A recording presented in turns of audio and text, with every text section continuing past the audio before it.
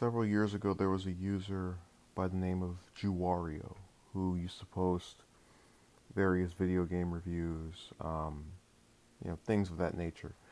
And 4 years ago, back in January of 2014, he decided to commit suicide. Now, in the time between then and now, he had achieved a sort of memorialized, oh, that was one of the good guys type status within the community of people who um, post various things online relating to video games and just that type of material.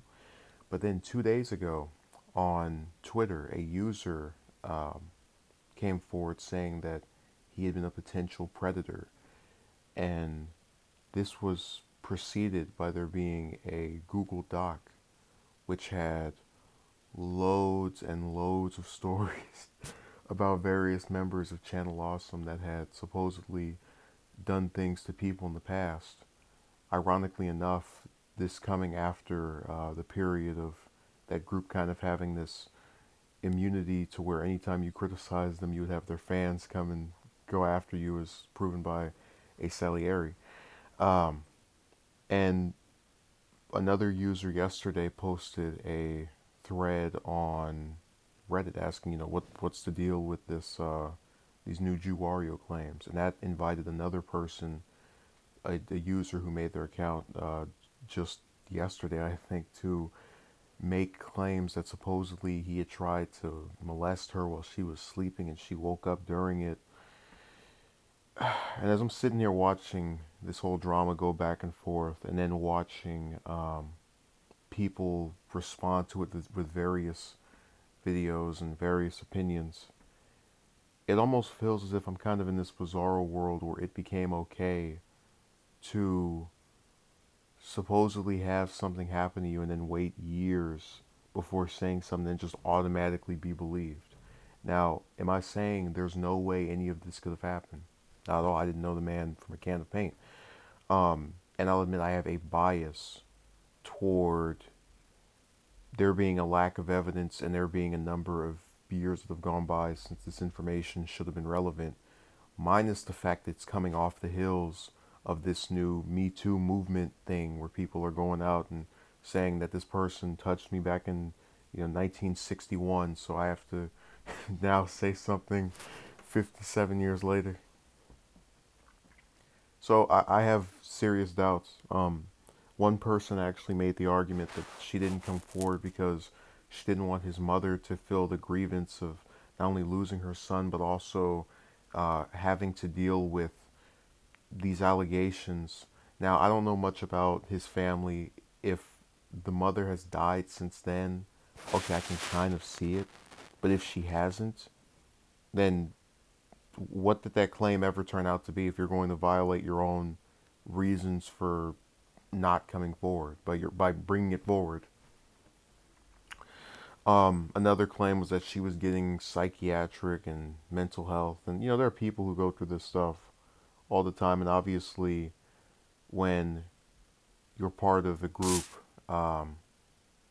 you have various individuals that do take advantage of people, but again, I need some kind of validity other than just hearsay, especially hearsay that comes years later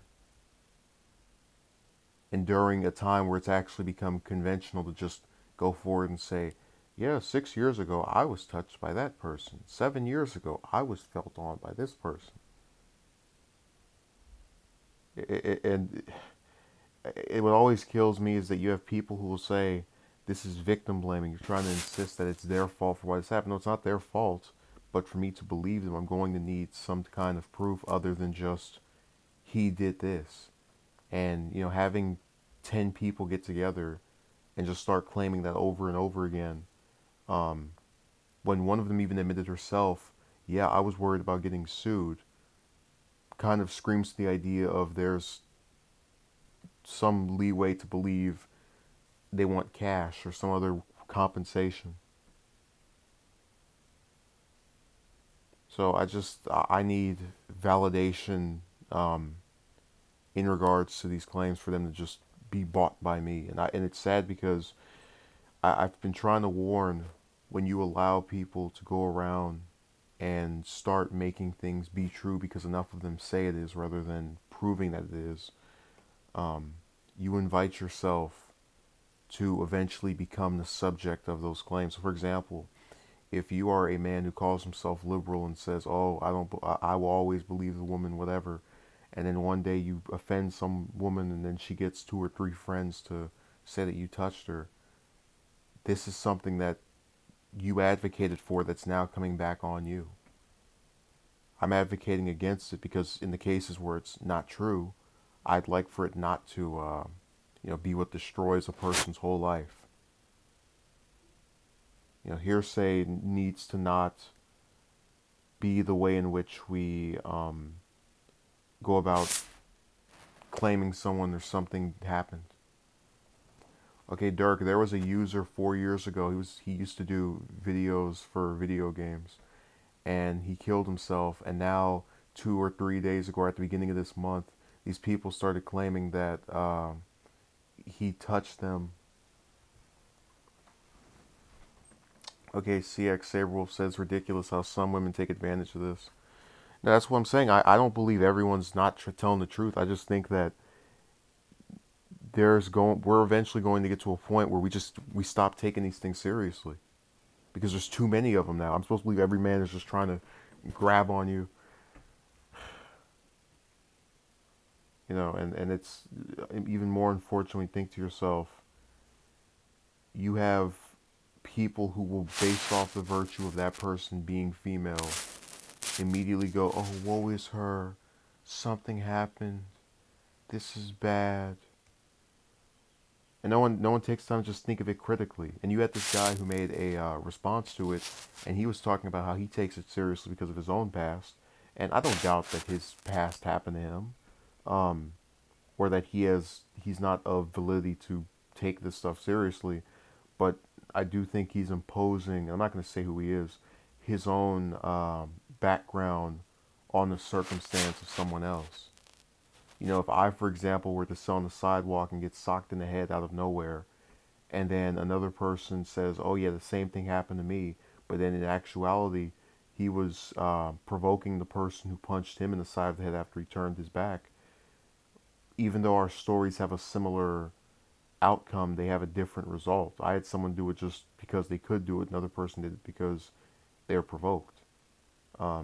So it's that example where I'm not taking I'm taking what happened to me and I'm trying to make it seem as if these same circumstances befell someone else. I don't think that's the right way to go about this with either gender. So I'm gonna do something else right after this or during today. I just was disturbed by how quickly everyone was, "Oh wow, well, if someone's saying it happened, it must have happened." Are there any consequences for false claims? I don't think so. Because remember the allegations against Herman Cain. If you ever feel the need to look up that presidential candidate, right after he got out of the race, those women that were accusing him disappeared. And the same thing with Roy Moore. It's been 4 months since that election cycle, and I haven't heard a single thing about any trial or being convicted of behavioral charge. None of it. Okay, Dirk says a person that has died now is being accused of touching them, or is wasting the time. They are trying to get the media attention, and they're getting it. People are coming and showering them with praise for standing up. Okay, Elliot says, "What's this topic?" I'm getting ready to end this, but again, the overview is that a man killed himself 4 years ago. He was he was a moderately popular YouTube person. Before someone insults me for that, I consider myself way below there. And within the last 2 days, women have come forward saying that he felt on them and he grabbed them and tried to molest them and all kind of other claims that are only being put forward years after his death under dubious circumstances. So, thank you for watching. I'll have something else out soon. I appreciate it.